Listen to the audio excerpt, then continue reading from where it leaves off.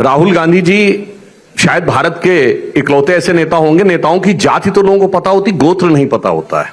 राहुल गांधी जी एक बार अयोध्या भी तो गए थे, मगर रामलला के दर्शन किए बगैर चले आए थे। अच्छा। कि धर्म उनके लिए ओढ़ने क्या, उनके लिए देखने की भी चीज नहीं है। तेरा तो गेम बजाना पड़ेगा।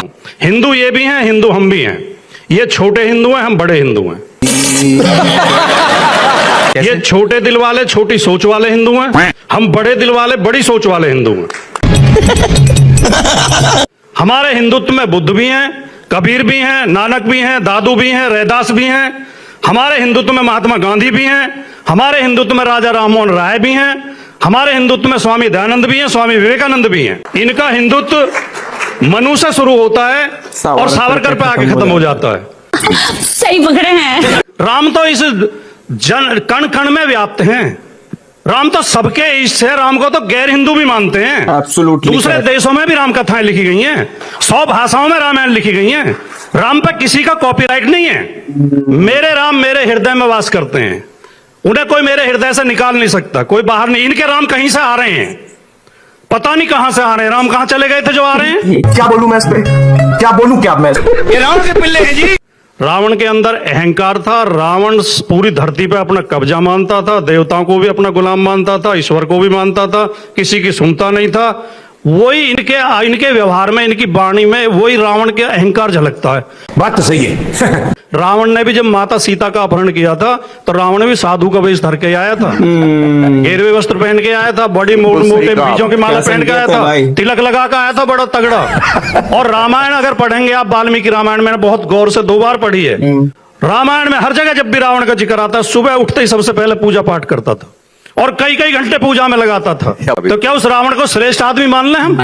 नहीं तो ये राम के नाम पर धर्म आज भी कहीं इशारा है क्या आपका रावण को लेकर के? पक्का इशारा नहीं, खुल के कह रहा हूं मैं, तो इशारा गायब करेंगे हम असली राम भक्त हैं। हम राम के आचरण को अपनाते हैं, राम के चरित्र को अपनाते हैं, राम के व्यक्तित्व को अपनाते हैं। भगवान राम की विरासत पर रावण के लोग कब्जा करना चाहते हैं, वो हम कब्जा नहीं होने देंगे। गजब बेइज्जती है। जो भी नैरेटिव चलाया जा रहा है, वो ये नैरेटिव चलाया जा रहा है कि राम मंदिर जो न्याय प्रशासन है वहां पर घोर करप्शन है। 50 करोड़, 100 करोड़, 200 करोड़, 500 करोड़, 5000 करोड़ तक का आंकड़ा इन लोगों ने दिया, जिन लोगों ने कहा कि राम जी का तो अस्तित्व ही नहीं है।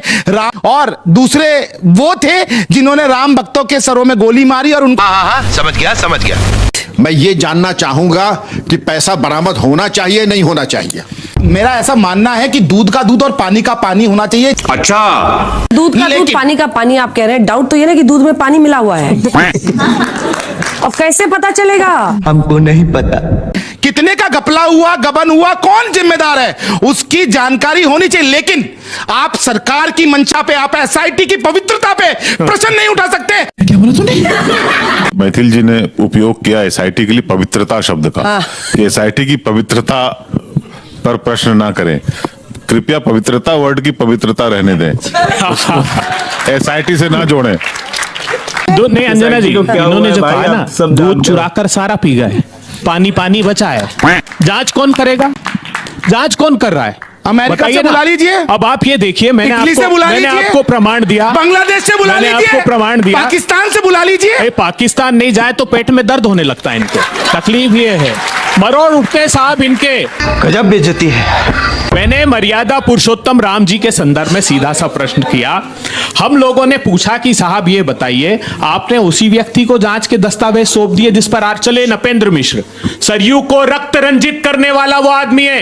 एक पॉडकास्ट में उसने स्वीकारा, चुप रहिए, एक पॉडकास्ट में उसने स्वीकारा कि मेरे आदेश से गोलियां चलाई गई। मुलायम सिंह को नहीं पता था, ये उसने एक पॉडकास्ट में स्वीकारा। दूसरी मेरी बड़ी बात, वो कंस्ट्रक्शन कमेटी का चेयरमैन है ना साहब, आरोप लग रहे हैं मीडिया में कि कि 40% कंस्ट्रक्शन में पे घूस खाई गई, तो क्या एसआईटी ने पूछताछ की नपेंद्र मिश्र से? आपको जानकर आप हतप्रभ रह जाएंगे। केंद्र सरकार के एक सीनियर मोस्ट आईएएस ऑफिसर उस ट्रस्ट में है, स्टेट गवर्नमेंट का एक सीनियर आईएएस ऑफिसर उस ट्रस्ट में है।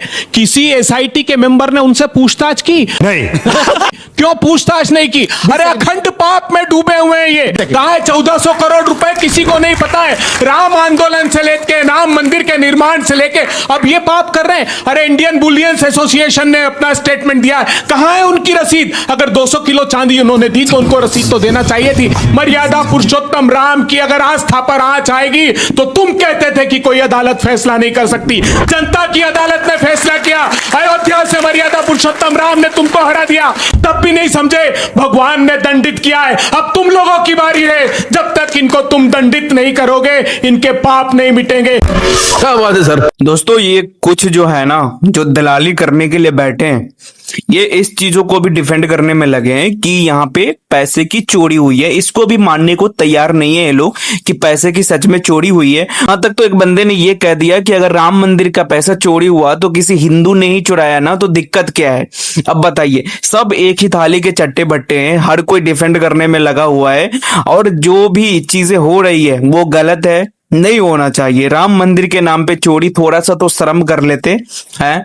प्रभु श्री राम के में सबकी आस्था है, पूरी दुनिया की आस्था है, सिर्फ भारत देश के नहीं, अलग अलग देशों के लोगों को भी आस्था है।